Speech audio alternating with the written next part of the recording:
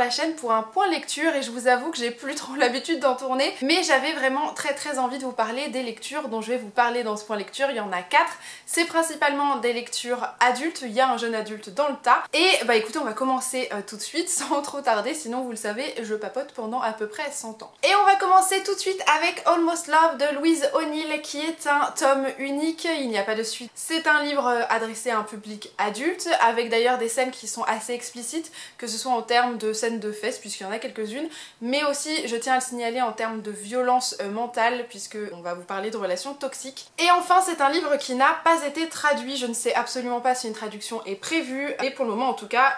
c'est pas le cas. Comme je vous l'ai dit, c'est un roman qui aborde à la fois la thématique des relations toxiques dans le couple, mais aussi le long et difficile chemin de reconstruction pour la victime de cette fameuse relation toxique qu'elle va traverser en fait après la fin de cette relation. On va suivre dans cette histoire le parcours d'une jeune enseignante qui va enseigner l'art à de jeunes élèves, donc qui sont plutôt, on va dire pour nous, plutôt à l'époque primaire ou en tout cas tout début de collège, et qui va en fait entretenir une relation avec le père d'un de ses élèves. C'est une histoire qui va être très destructrice pour la narratrice et que du coup l'autrice Louise O'Neill va vous proposer de découvrir à travers une double narration. Je vous mets d'ailleurs en garde au sujet de cette narration car l'histoire est racontée au travers des deux points de vue de la narratrice. En fait, son point de vue au présent, donc celui après la relation toxique, et celui au passé, donc le moment où elle est dans cette relation toxique. Et ce qui est important à noter, c'est que ces deux points de vue sont racontés sous deux formes différentes. Le point de vue du présent est narré à la troisième personne du singulier,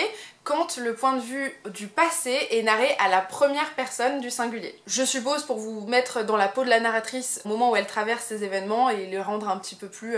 vivant, j'imagine, et un petit peu plus personnel pour le lecteur ou la lectrice. Si on a peu l'habitude de lire en anglais, c'est franchement un procédé qui peut déstabiliser. Ça a été mon cas et pourtant j'ai l'habitude de lire en anglais assez souvent. Donc pour moi c'est important à noter avant de se lancer dans sa lecture parce que ça reste une gymnastique mentale qui moi m'a aussi un petit peu perturbée au fur et à mesure de ma lecture. J'aurais donc tendance à pas vous conseiller de lire ce livre si vous êtes un peu fatigué parce que vous risquez franchement de pas réussir à vous mettre dedans. Ce que j'ai particulièrement aimé dans cette histoire, comme c'est souvent le cas en fait avec Louise O'Neill, c'est que le point de vue qui va être utilisé est assez singulier. Dans le sens où on vous place pas dans la peau d'une héroïne qui sera toute proprette, qui saura éviter tous les obstacles ou qui aura la morale totalement irréprochable. La nôtre, elle est un petit peu cabossée par la vie, elle est pas forcément toujours agréable et elle est surtout, pour moi, profondément humaine avec ses très bons comme ses très mauvais côtés. Du coup, pour moi, le message qui vous est proposé par l'autrice, il est deux fois plus percutant parce qu'il va s'adresser à toutes les victimes en fait de relations toxiques. Il va parler à un nombre beaucoup plus large que cette version un petit peu fantasmée qu'on a l'habitude d'en voir dans les romans qui vont aborder vite fait les relations toxiques ou qui vont s'en servir comme arc narratif pour créer une romance. Parce que l'héroïne dans cette histoire, que ce soit dans son passé ou dans son présent, elle va prendre des décisions qui vont franchement nous irriter par moments, qu'on va pas toujours comprendre ou qui viendront forcément aggraver son cas au moment où elle se trouve. C'est une ligne de conduite qui, je l'ai vu en fait dans les différents avis que j'ai pu lire, ont irrité pas mal de lecteurs et lectrices parce que franchement oui, parfois au fur et à mesure de sa lecture, on a envie de dire à la narratrice que franchement elle chie dans la colle et que elle cède absolument pas et on aurait envie un petit peu de la secouer entre guillemets pour lui dire je vais te mettre les yeux en face des trous et c'est comme ça qu'il faut que tu agisses si tu veux t'en sortir. Sauf que le chemin qu'elle emprunte, la narratrice, il est absolument pas illogique puisque c'est celui que malheureusement pas mal de personnes qui sont sous emprise et dans une relation toxique peuvent prendre. Ce sont des réactions parfaitement logiques et parfaitement normales à ce moment-là de leur vie. Parce que dans ces cas-là, les victimes de relations toxiques, elles auront beau avoir les meilleurs amis du monde pour les épauler, des tas de conseils super intéressants et pertinents, des tas de portes de sortie qui pourront leur être proposées, l'emprise, elle est ce qu'elle est et quand on parvient pas encore à la voir et en avoir totalement conscience, ces messages-là, on les entend pas et on les comprend pas forcément. Et c'est qu'à partir du moment où on va réaliser sous quelle emprise on est qu'on va pouvoir entamer cette sorte de sevrage et qu'un processus de guérison va pouvoir commencer à être entamé. Et ce que j'ai trouvé vraiment très intéressant dans cette histoire, c'est qu'on a vraiment ce double point de vue qui nous montre que déjà il y a tout le processus dans le passé où la narratrice doit prendre conscience que ce qu'elle est en train de vivre n'est pas sain et ne lui fait pas du bien, mais on a le fameux présent où on sait où elle est actuellement et on se rend compte que une relation toxique, qu'une forme d'emprise qu'on a pu vivre, ça laisse des traces, que la reconstruction c'est quelque chose de très long, de douloureux et que ça se fait pas comme ça en quelques mois, que ça peut prendre des années et du coup ça rend le message de ce livre assez pertinent et assez fort. C'est un livre qui a été vendu et marketé comme une dark romance parce que c'est le cas, hein, vous avez une romance, enfin du coup moi je dis mal à voir comme une romance parce que pour moi c'est une relation toxique avec une forme d'emprise, mais ce qui est bien c'est que du coup c'est pas glamourisé, c'est pas rendu plus doux, c'est pas romantisé de quelque façon que ce soit, c'est vraiment une histoire qui vous est proposée sans phare pour vous montrer ce que c'est une relation sous emprise et une relation toxique en abordant des thèmes comme par exemple le rapport de force entre la victime et entre guillemets son bourreau. Ici par exemple on vous parlera d'un lien de subordination, de richesse puisque le personnage principal a une grosse puissance financière qui peut d'ailleurs avoir un fort impact sur la vie de sa victime. On vous parle aussi des violences mentales et physiques qui peuvent avoir lieu dans le cadre de ce type de relation, les liens avec l'extérieur qui se coupent progressivement entre la victime et son entourage puisque c'est un facteur malheureusement assez commun, et la dépendance mentale et affective qui souvent se crée aussi dans ce type de relation. D'ailleurs à aucun moment l'intérêt amoureux de la narratrice est franchement agréable pour le lecteur, on le déteste assez rapidement, on le trouve vite assez antipathique et à aucun moment en fait l'autrice n'a cherché à le rendre sympathique, pas plus finalement que sa narratrice. C'est un livre qui m'a vraiment beaucoup plu, je pense qu'on peut parler de coup de cœur mais c'est souvent le cas avec Louise O'Neill parce qu'il aborde de façon efficace, claire et vraiment sans concession tout ce qui est les rapports toxiques, les relations sous emprise, et le message passe très bien et c'est pour ça je pense que j'apprécie vraiment ce livre-là parce que ça fait du bien de voir un livre vendu comme une romance qui ne vous présentera pas une relation toxique comme quelque chose de positif, comme quelque chose de dramatique et d'intense, parce que oui c'est intense mais c'est pas positif, c'est pas de la passion, c'est vraiment de la toxicité et quelque chose de malsain. Le livre suivant que je vais vous présenter reste aussi engagé, autant engagé que Louise O'Neill, puisque c'est Les Testaments de Margaret Atwood qui est donc plus ou moins la suite de La Servante écarlate, donc de la même autrice, une dystopie adressée à un public adulte et qui se situe 20 ans après les faits du premier tome. Il va être important de noter pour cette lecture que comme le premier livre de La Servante écarlate, on aborde énormément de thématiques qui sont assez dures et qui peuvent choquer si on y est sensible, donc je tiens à vous mettre en garde puisqu'on abordera la question du viol, on vous parle aussi de pédophilie, on vous parle de violences physiques, mentales, sexuelles, on aborde aussi la question du meurtre mais aussi du suicide. Ce sont des thèmes qui sont pas forcément très joyeux, qui peuvent franchement vous heurter, donc si jamais vous y êtes très sensible, vous pourrez peut-être vous passer de cette lecture qui, comme l'univers de La Servante écarlate, est assez difficile. J'anticipais franchement pas mal cette suite de La Servante écarlate parce que j'ai adoré La Servante écarlate, c'est un livre que j'ai lu 2 fois, dont je garde des souvenirs assez précis. Et j'aime aussi énormément l'adaptation en série qui en a été faite parce qu'elle est très fidèle pour la première saison au livre et puis ensuite elle va un peu plus loin que le livre, pas jusqu'à celui-ci qui se passe 20 ans après, mais qui venait compléter cet univers et qui venait l'enrichir et moi en tout cas me rendre toujours aussi entre guillemets amoureuse de ce qu'avait voulu créer l'autrice. Dans le sens où non, je ne veux absolument pas vivre ce type d'univers, mais le concept et les messages qui y sont proposés sont toujours très pertinents et très intéressants. J'avais donc très peur d'être déçue et finalement il n'en est rien parce que j'ai vraiment adoré cette lecture. Elle est réellement très divertissante, je l'ai lue vraiment très rapidement, sans aucune difficulté et sans vraiment lui trouver de lenteur. L'histoire elle se découpe selon 3 points de vue qui vont s'alterner au fur et à mesure du récit. Vous suivez le parcours d'une tante, donc comme vous les connaissez dans la série et dans le premier livre, et de 2 témoins qui sont anonymisés, donc je crois qu'on vous les appelle témoin A et témoin B avec une série de chiffres que j'ai oubliés, dont un témoin qui vit à Gilead, donc le pays qui a été créé dans le cadre de la dystopie de La Servante écarlate, l'autre témoin qui est lui au Canada, ce dont 2 jeunes femmes qui vont vous raconter leur point de vue. On va les suivre pendant plusieurs années, on va observer leur évolution et leur rapport en fait avec leur univers respectif. Cette alternance de points de vue elle est franchement intéressante parce qu'elle nous permet de confronter finalement plusieurs contradictions qui varient en fait en fonction des différences de mode de vie des 3 différents personnages qu'on rencontre, des choses auxquelles elles ont accès, ce qu'elles peuvent faire et ce qu'elles pensent aussi finalement du monde dans lequel elles évoluent. Si cette alternance de points de vue elle vient dynamiser le récit, je l'ai aussi trouvée hyper intéressante parce que ça vient nous apporter des tas d'informations sur des choses qu'on n'aura jamais pu vraiment avoir, en tout cas dans le livre d'origine et même la série, puisque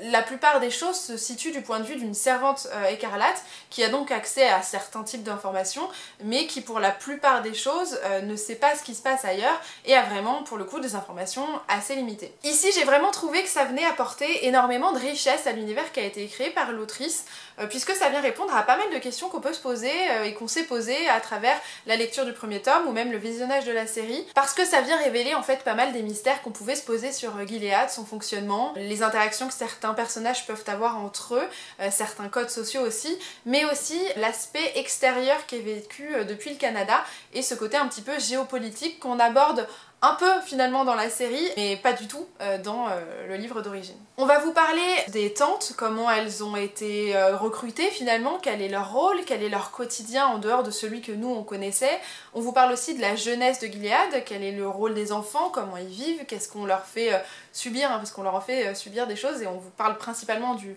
point de vue des petites filles en fait de Gilead, des adolescentes et des jeunes adultes. Et on nous propose aussi ce rôle d'observateur du point de vue du Canada, qui est, je trouve, aussi très intéressant. C'est probablement la chose que j'ai préférée dans ma lecture parce que ça rendait l'univers encore plus immersif, encore plus complet. À l'inverse du premier tome de La Servante écarlate, cette fois-ci la narration est assez différente, elle est moins froide, moins distante, c'est quand même vachement plus personnel. Je sais que c'est un reproche qui avait été vraiment beaucoup fait au premier tome, j'ai pas mal d'amis qui d'ailleurs ne l'avaient pas apprécié à cause de ça, et même plusieurs personnes m'en avaient fait le retour. Ici, je pense que le format témoignage, les différents écrits et les différents points de vue qu'on vous propose permettent de créer cette intimité, de créer ce dialogue, cette mise en perspective qu'on n'avait peut-être pas vraiment dans le premier tome et qui était assez froid parce que en même temps la narratrice était relativement traumatisée et mettait aussi pas mal de distance, je pense, entre ses émotions et ce qu'elle avait vécu. Ici, à l'inverse de quelque chose qui vous est raconté plutôt factuellement, on est invité à comprendre le vécu des personnages,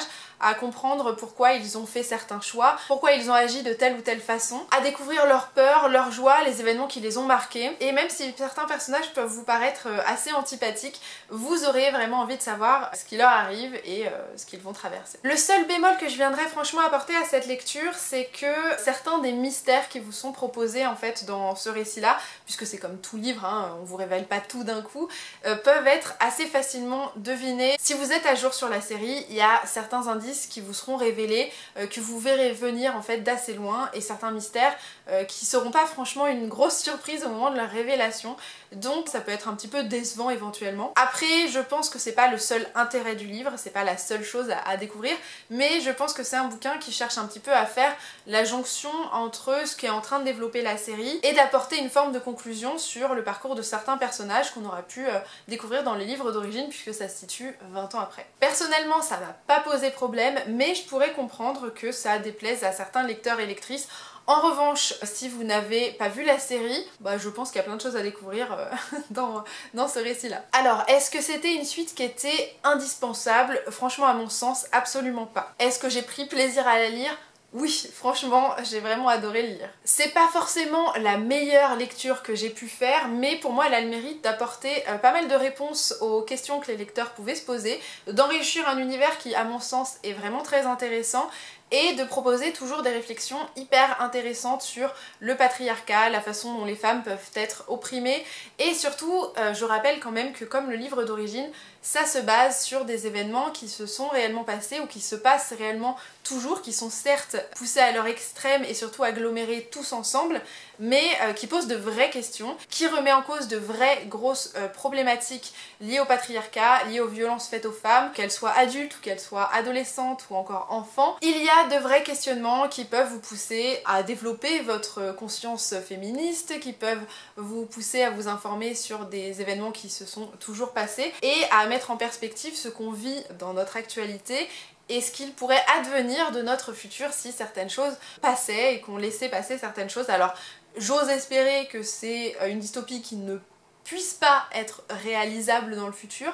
Malgré tout, certains des événements qui s'y passent sont absolument pas éloignés de la réalité. En gros, je vous recommande les Testaments, même si c'est une lecture qui est pas forcément facile à faire. Toujours engagée, la lecture suivante que je vous propose de découvrir, c'est Americana de Chimamanda Ngozi Adichie, qui est un roman contemporain, là aussi adressé à un public adulte, là encore toujours un tome unique, une petite pavasse, l'air de rien, qui fait quasiment 700 pages. Et c'est franchement une lecture que j'anticipais énormément énormément parce que c'est un livre qui est très populaire, qui est très apprécié, qui m'a été vraiment plus d'une fois recommandé. Et dans ce type de cas, moi j'ai toujours peur de ne pas apprécier une lecture, j'ai toujours peur de passer à côté et de pas réussir à l'aimer autant en fait que ce qu'on m'en a dit. Et en fait non, ça va, c'était très bien passé, j'ai vraiment apprécié cette lecture. Et c'est d'ailleurs une lecture qui m'a surprise sur de nombreux points. Avant de vous parler des petites surprises que j'ai eues, je vais vous rappeler vite fait le résumé de cette lecture là. On y suit Ifemelu qui est une jeune fille qui vient du Nigeria, qui va arriver aux États-Unis pour ses études et on va la suivre là-dedans. Alors ça c'est le résumé d'origine, mais il s'avère que c'est pas seulement ça, Americana. C'est une lecture qui m'a pas mal déstabilisée et la première chose qui m'a vraiment déroutée un petit peu, ça a été cette double narration à laquelle je m'attendais absolument pas dans cette lecture. Parce que ce bouquin-là, il est découpé en deux types de narration qui sont toutes les deux à la troisième personne du singulier, à la fois celle de la narratrice, donc Ifemelu, qui est notre personnage principal, mais aussi son intérêt amoureux et grand amour et grand premier amour. Si je vous le dis, c'est que c'est vraiment quelque chose qui m'a perturbée au début de ma lecture parce que j'étais vraiment bloquée sur les résumés de la quatrième de couverture et je m'attendais vraiment à ce qu'on suive seulement le point de vue d'une jeune femme qui arrivait aux États-Unis pour ses études, sauf que ça se passe pas franchement comme ça puisque au moment où vous commencez le récit, la narratrice elle vous annonce qu'elle va retourner au Nigeria et en fait elle fait une forme de retour en arrière sur tout ce qu'elle a vécu, sur tout ce qu'elle a pu traverser et elle vous propose de suivre en fait toutes les réflexions qu'elle a pu se faire, que ce soit quand elle était encore au Nigeria, son enfance, sa vie, son arrivée aux États-Unis et en fait la mise en perspective de tous ces événements qui l'ont amenée à prendre les décisions qu'elle prend actuellement dans le présent afin que vous puissiez les comprendre avec elle. Ce à quoi je m'attendais pas non plus, c'était au fait que la romance prenne une si grosse part en fait dans le récit parce que si vous avez l'habitude de suivre un petit peu mes vidéos, c'est pas quelque chose que j'apprécie spécialement lire, c'est pas quelque chose que je recherche et je dois bien vous avouer que par moments je rechignais un peu à lire certains passages que je trouvais pas foncièrement intéressants quand c'était purement de la romance parce que vraiment ça m'intéresse pas. Pour autant, je tiens à le signaler, certains passages peuvent être franchement très intéressants puisqu'ils apportent, en plus de l'aspect romance si vous aimez ça, des questionnements sur certains points de vue sociologiques. Parce que à travers ce biais-là, l'autrice finalement elle va vous permettre d'aborder pas mal de domaines qui vont être liés à la fois au racisme ou encore au féminisme. En fait on va pouvoir y voir la pression sociale qui est faite à ce sujet-là, que ce soit sur les hommes et les femmes au Nigeria, mais aussi sur le parcours de pas mal de femmes qui quand elles viennent pas forcément des États-Unis ou qui sont racisées tout court, se prennent pas mal de pression aussi aux États-Unis. On réalise en fait que dans les deux cas, le patriarcat est extrêmement présent et qu'il va orienter pas mal les interactions qui vont être faites entre les hommes et les femmes, ou des personnes de même sexe, mais là pour le coup on parle vraiment de relations hétérosexuelles dans ce récit. Et on remarque que quel que soit le pays où l'héroïne se trouve, les femmes se retrouvent toujours placées en position d'infériorité avec une pression sociale et un patriarcat qui a un rôle très important dans leur relation amoureuse, et que c'est assez compliqué de s'en affranchir. On vous parlera à la fois de dépendance financière, d'obligations sociales à tenir, à de la fétichisation, à du racisme, à des conditions d'apparence à tenir ou encore de conduite.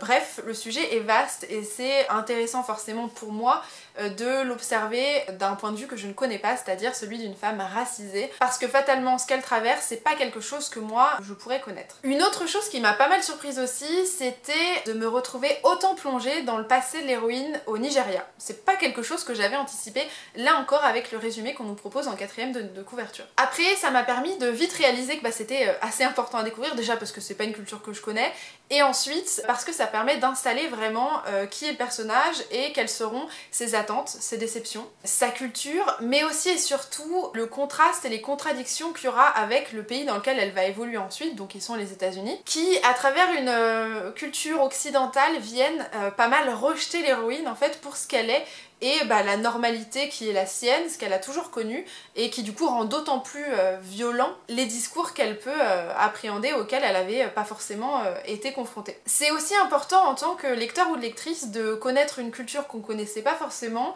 dont on nous a pas forcément parlé, qui est d'ailleurs très souvent silenciée dans les médias ou dans les fictions qu'on peut lire parce qu'on a l'habitude de lire un petit peu toujours la même chose, et surtout ça nous permet de comprendre un peu plus facilement la violence des injonctions que se prend l'héroïne en fait en pleine gueule, seule quand elle arrive dans une culture qui n'était pas la sienne et qui a pourtant été glorifiée dans son pays. Parce que ce qui est intéressant à noter et que l'autrice a voulu bien mettre en avant là-dedans, c'est que le racisme, on le sait, il est présent aux États-Unis, enfin pas que là, hein, dans les cultures occidentales de manière générale. On nous montre en fait qu'il est aussi très très bien installé dans des pays qui ont été colonisés par pas mal de pays occidentaux, notamment au Nigeria, puisque la culture anglo-saxonne ou américaine vont être vraiment glorifiées. On va considérer que par exemple certains standards de beauté qui seront blancs pourront être assez positifs. On va vous demander de vous éclaircir la peau. Au niveau de vos cheveux, on va vous demander de vous les lisser, de vous les défriser. Que ce soit votre éducation aussi, on va considérer que si vous avez été dans une école qui était bilingue, qui vous permet d'apprendre l'anglais ou d'obtenir une forme de culture occidentale,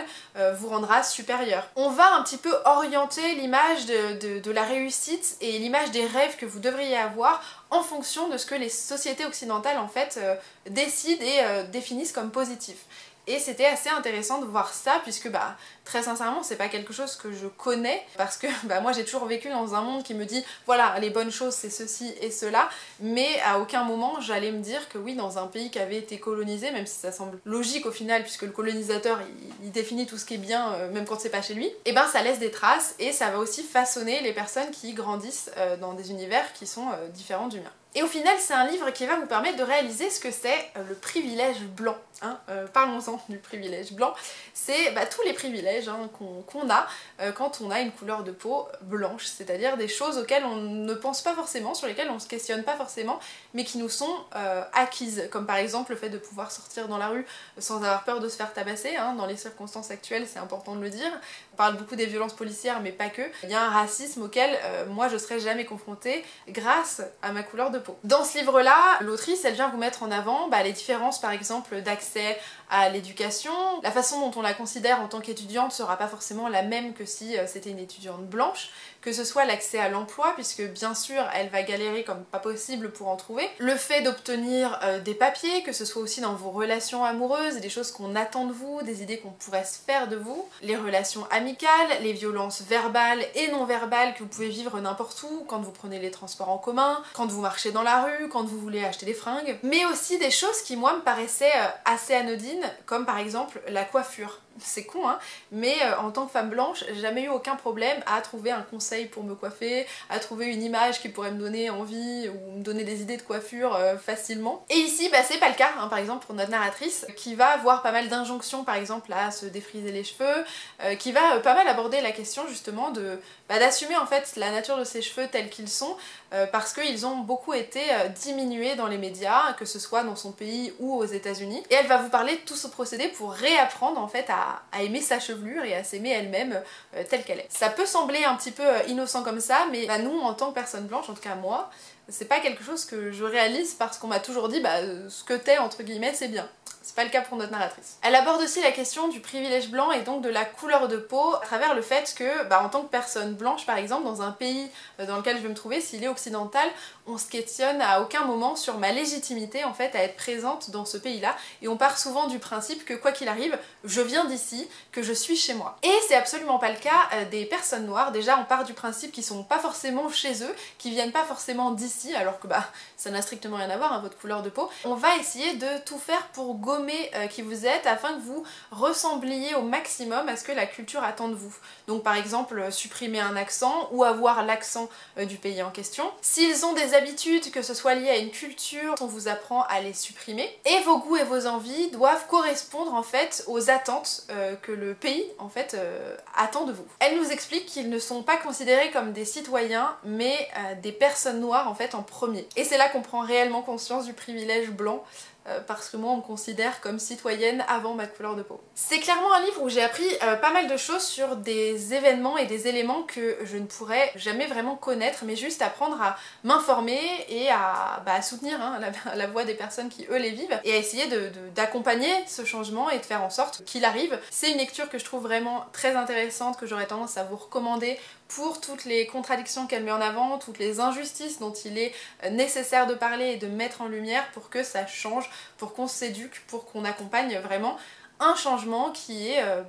plus que nécessaire. Et on termine ce point lecture avec un livre jeune adulte cette fois-ci, puisque c'est La balade du serpent et de l'oiseau chanteur de Suzanne Collins, donc qui est le préquel d'Hunger Games, la trilogie dystopique que vous connaissez peut-être, vous savez, celle où vous avez des adolescents qui sont envoyés dans une arène chaque année et qui sont invités à s'entretuer jusqu'à ce qu'il n'y ait qu'un seul gagnant. Donc là on est dans le préquel de cette histoire. Il faut savoir que c'est une lecture que j'attendais depuis des mois parce que je suis sincèrement fascinée par l'univers dystopique qu'a mis en place Suzanne Collins. C'est quelque chose qui m'a toujours attirée, qui m'a toujours plu parce que pour plein de raisons sociologiques, éthiques, philosophiques, il y a plein de questionnements qui sont chouettes et donc j'attendais vraiment cette lecture. Toutefois, je dois bien vous avouer que ça a été une petite déception malheureusement, même si elle a été très divertissante et que j'ai pris beaucoup de plaisir à la lire, je pense que je m'attendais à un petit peu plus que ce qui nous a été proposé ici. Déjà, je pense que ça peut s'expliquer par un problème de rythme dans le sens où si j'ai vraiment bien dévoré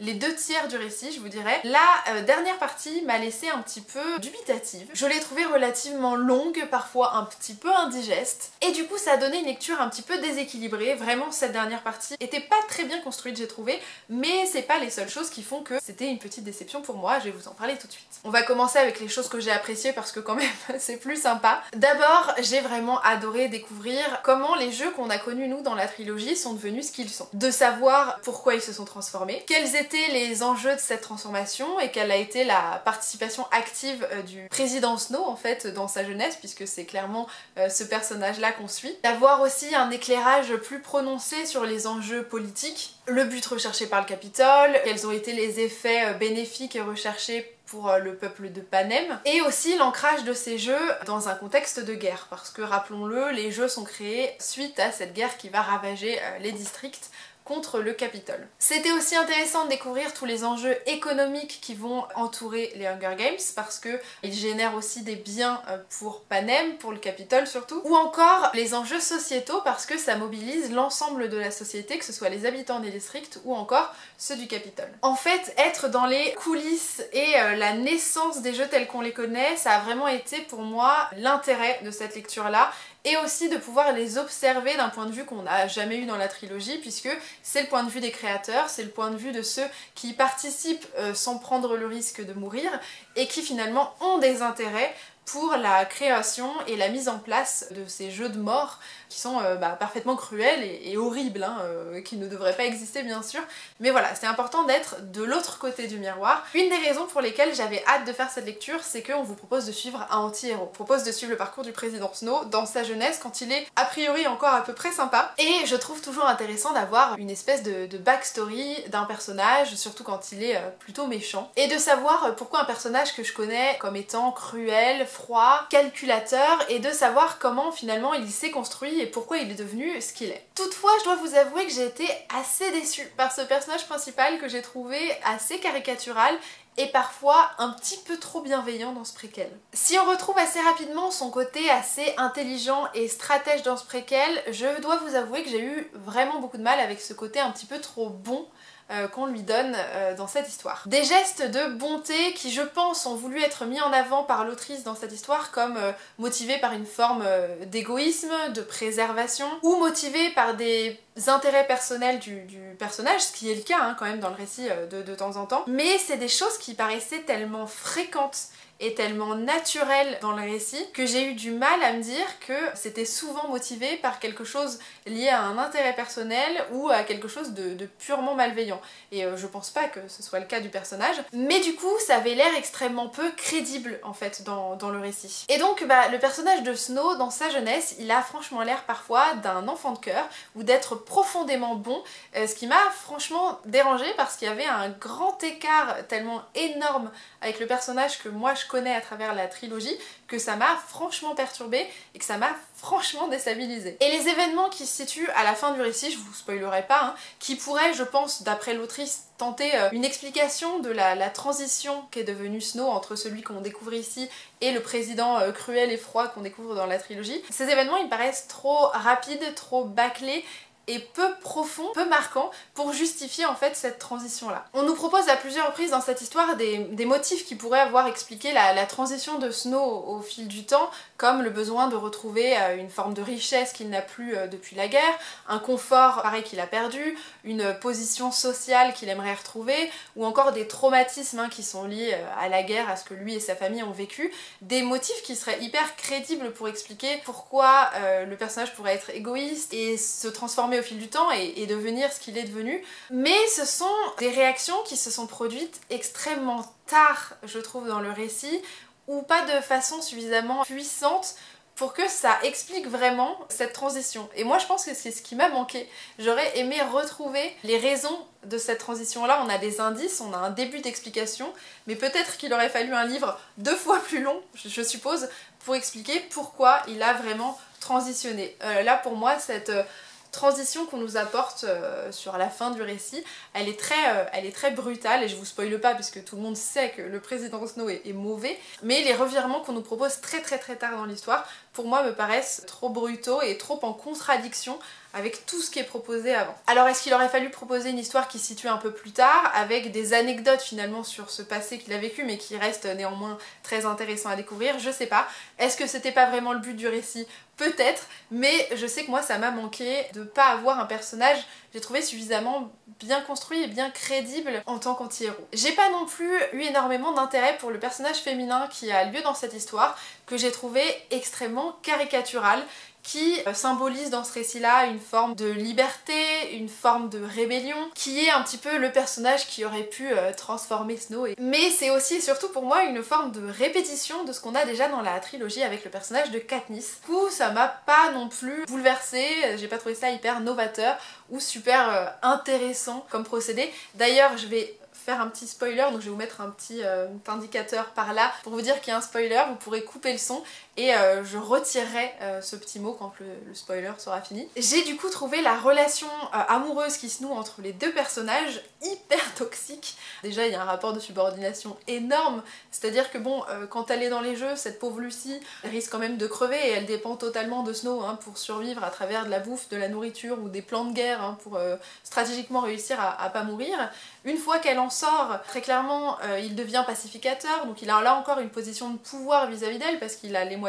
finalement de la tuer s'il a envie, de la dénoncer aux autorités si ça lui chante. Il est dans une position de force constante vis-à-vis d'elle et il y a limite un espèce de syndrome de Stockholm qui se crée entre elle qui dépendait de lui et qui lui doit finalement sa vie, et lui qui a un petit peu ce syndrome du sauveur puisqu'il a été là pour elle et limite elle lui doit une reconnaissance, et d'ailleurs il est très jaloux de ses relations passées. Enfin, il y a une relation qui est extrêmement toxique, qui j'ai l'impression a été un petit peu romantisée dans ce récit-là, puisqu'on veut nous montrer quelque chose de tragique entre ces deux personnages, et franchement ça m'a profondément dérangée. J'ai jamais apprécié cette relation entre les deux personnages. C'était sympa d'avoir ce préquel pour avoir des informations supplémentaires sur les Hunger Games, d'avoir des explications sur l'aversion du président Snow pour certaines choses, pour certains événements, pour certains symboles. Ça explique pas mal de réactions de ce personnage qui peut aussi être caricatural en tant que grand méchant qui déteste Katniss dans les Hunger Games. Ici on a un début d'explication de pourquoi cette aversion naît immédiatement, mais ça manque pour moi vraiment d'un héros suffisamment crédible, et j'aurais aussi aimé que l'histoire des rebelles soit un petit peu plus fouillée parce qu'ils sont très présents dans ce récit-là, on en parle beaucoup, il y a pas mal d'actions qui sont liées à eux, mais au final on a très peu d'informations sur qui ils sont, quelles sont totalement leurs motivations, et j'aurais aimé finalement qu'on les infiltre quelque part, qu'on ait plus d'informations sur eux. Pour moi c'était vraiment intéressant en termes d'immersion dans un univers qui m'a toujours plu et sur lequel je suis toujours hyper friande de détails. Par contre, en termes de divertissement, c'était pas le meilleur livre que j'ai lu, j'ai trouvé quand même qu'il y avait un peu trop d'incohérences. Je trouve pas non plus que ce soit un livre qui soit indispensable à la trilogie. C'est sympa de le lire si vous avez l'occasion de mettre la main dessus. Et ce sera tout pour mes avis sur ces différents livres. J'espère que ça aura pu être intéressant, que j'aurais pas été trop longue ou trop fouillie, mais bon écoutez, ça vous avez l'habitude. N'hésitez pas à me donner votre avis sur ces livres si vous les avez lus, si vous avez peut-être eu envie de les lire grâce à mon avis, je ne sais pas, on sait jamais. En attendant, je vous dis à très bientôt dans une prochaine vidéo. Salut!